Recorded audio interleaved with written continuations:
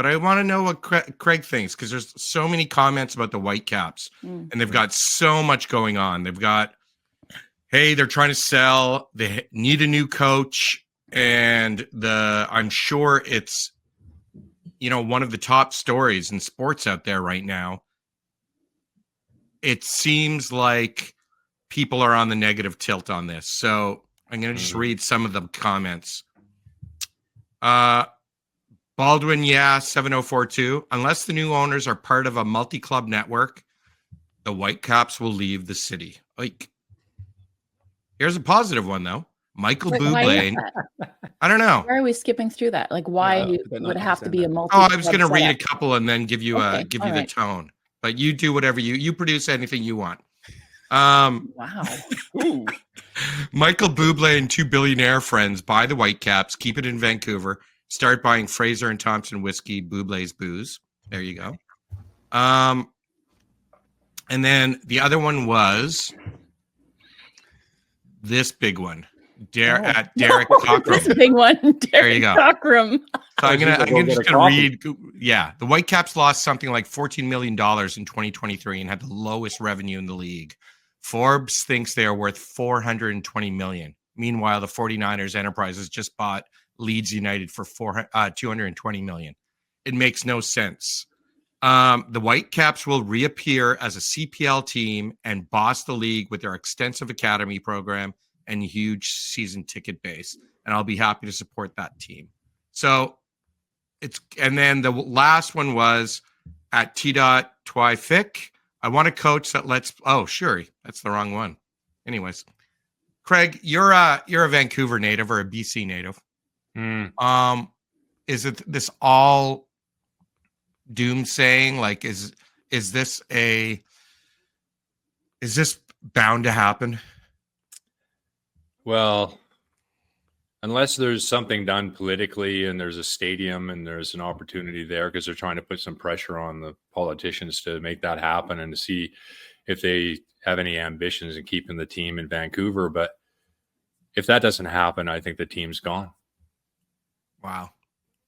It's sad. I mean, really, the Whitecaps, going back to the North American Soccer League, that's the reason I got involved in the game, really. Well, fell in love with it, not the reason. I mean, it was kind of the game found we should buy him.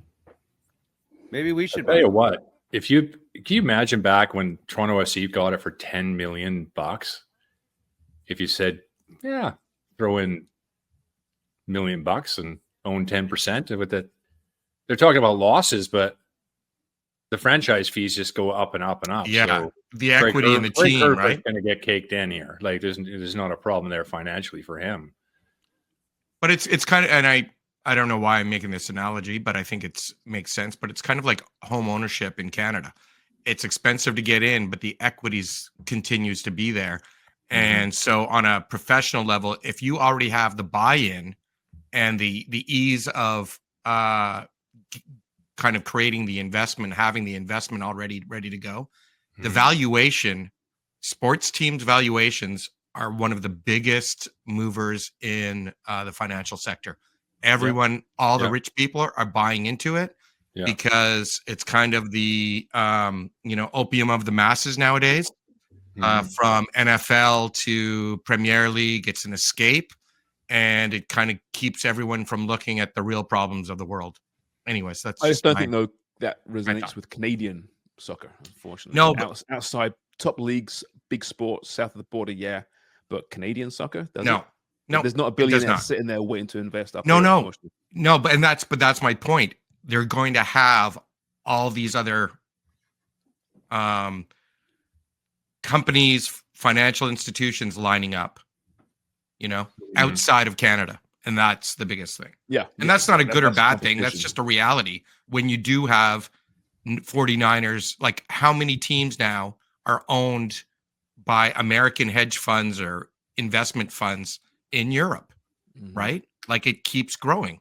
And I think as quick as I was to kind of not turn my nose up, but to have an issue with that commenter that said it, unless it's a multi-club model, I don't think the Whitecaps are staying. But just to hear you talk a little bit Wonger, about the landscape for professional sports and evaluation of these franchises, whether they're in the US or in Canada, I understand it a little bit more now. So you look at one of these ownership models, and so like they have the deep pockets, they have interest in kind of padding their portfolio, and then maybe adding a little bit of variety with a Canadian club or a Canadian franchise in MLS. But then you have the confidence and the reliability from a Vancouver Whitecaps fan, and even just a Canadian sports fan, especially with 2026 on the horizon here. I was reading the Josh Cloak article. I think it came out on New Year's Day, just talking about the kind of current state of the men's national team and what they're looking forward to in 2025, hoping to win a trophy. And I think lots of optimism.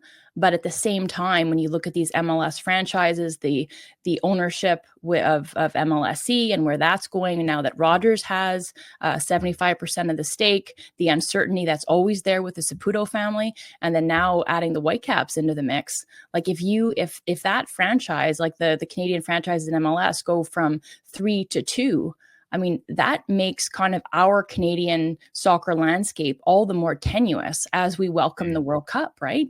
To our backyard. And that is not good. And like the valuations kind of across the world are going up, but especially in North America. And you look at the NWSL, you look at kind of PWHL, like what's happening with women's sports.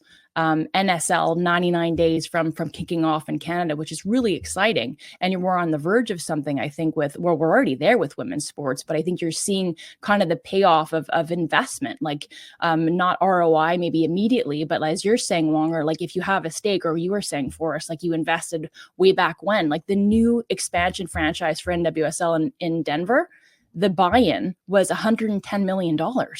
So like in just a couple of years, it's gone from, I think the last two were $50 million to $60 million. And like the yearly valuations of these teams are just going through the roof. And then the other commenter that said that the Whitecaps were at the bottom, I kind of questioned that, because I always thought that CF Montreal were sort of perennial bottom dwellers. But the 2024 Forbes valuations, CF Montreal were in at number 27. The valuation was $430 million. And the year-on-year change there, they were plus 15%. So their valuation bumped up. And the Whitecaps went down. Or sorry, plus 15% though, Dubs. Yeah. You know how, like off of 400 million? So where's Vancouver? Right? Vancouver was just beneath them at 28, $420 million. And their year change, they plus 2%. Yeah. Yeah. And that's the thing, is without a stadium, without owning their training ground, the valuation does. Yeah. They don't own anything. Yeah. And even though there's wrinkles and complexities with Montreal, right? With not owning the land that the stadium's on. And then, you want to hedge your bets, you want to invest, you want to kind of get up to where the standard is in MLS. But you can't, because you're going to be taxed more. So it's complicated. And the thing is, I really don't think Don Garber's office is frantically trying to find a way to keep the Whitecaps in Canada. That's my concern. I don't think they give a shit about Canada. Right? No. They'd be more than happy to see that franchise move. Yeah, right? Precisely. Doesn't give a shit about Canada. Doesn't give a shit about Canada. No. And that's. I mean, how many years did it take before they changed that rule that Canadians played as foreigners in the league in the United States, and Americans played in Canada at MLS teams as non-foreigners? So it took a lot of screaming and yelling to change that. I think Victor Montagliani had something to do with that. Yeah, I mean, listen, are they calling Francesco Aquilini, who owns the Canucks, and saying, hey, you want to be a multi-sports franchise model? Doubt it. I mean, that'd be great. I'm sure they're aware. I'm sure there's been conversations, right? Is it worth it for us? But look at the $14 million loss last year. Yeah, but, that's the case. This is where, is it okay to accept a loss because you're making so much money on other sides? Kind of how MLSC must do it with TFC, the Argonauts. You sit there and you go, hey, there's opportunities here. And it reminds me of good old WKRP in Cincinnati, when Mother Carlson wanted to see WKRP fail. And Mr. Carlson, the big guy, he didn't know what his mother was up to. And it was Dr. Johnny Fever who figured it out, just so everyone knows. Johnny Fever. And this is why we resonate so well with the younger audience. That's right. So Right. everyone who knows WKRP in So Cincinnati, relevant with the kids. And Johnny Fever. Who's the Johnny Fever of Canadian football? Is he out there?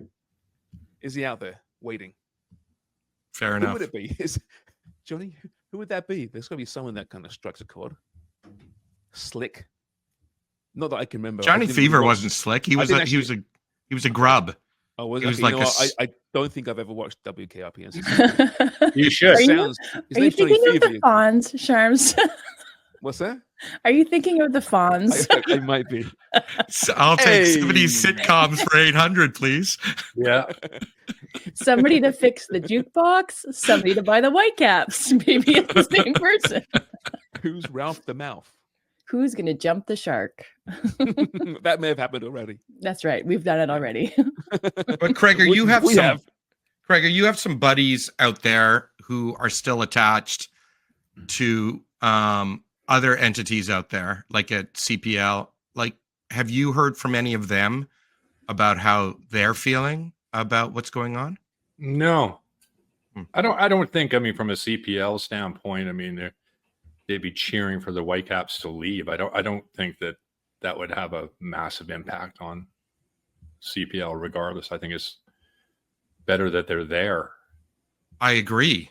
That's where what Dubs was talking about, the Vancouver, they're the Rise out there, correct, Dubs? Mm-hmm. Yep. You know, you want a stable, top professional tier league and team, even if it's on the male side, to still act as a talisman, as an icon, to build around it.